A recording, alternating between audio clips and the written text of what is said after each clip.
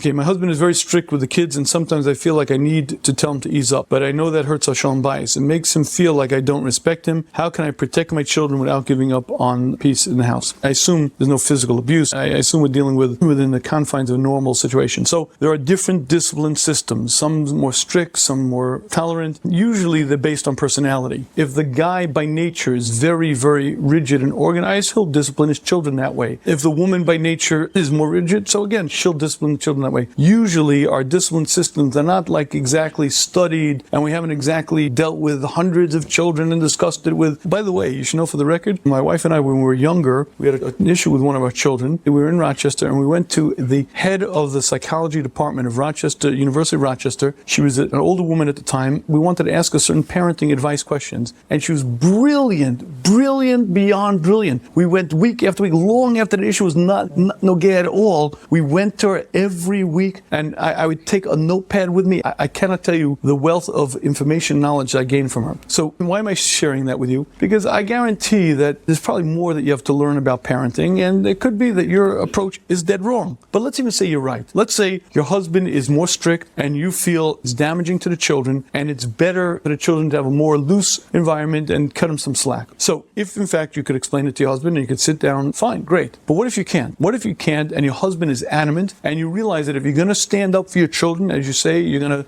destroy the shalom bayis. So what is going to be the consequence? Let me share with you this observation. The single most damaging thing you could do to a child is to have a marriage that's rocky, or even if it's not rocky, just if you're speaking in tones of disrespect, if you're not respectful, if it isn't peace and harmony in the house, that is the single most destructive force. And any good discipline system or bad discipline system pales in comparison to the damage you'll do to a child if your marriage isn't successful, if your marriage isn't powerful. So long and short of it is, I would say, if in fact it's going to cost you shalom bayis, it's not worth it. It's never worth it. And it could well be your husband's right. And even if he's wrong, it'll be far more damaging to your children if you're going to wreck the shalom bayis.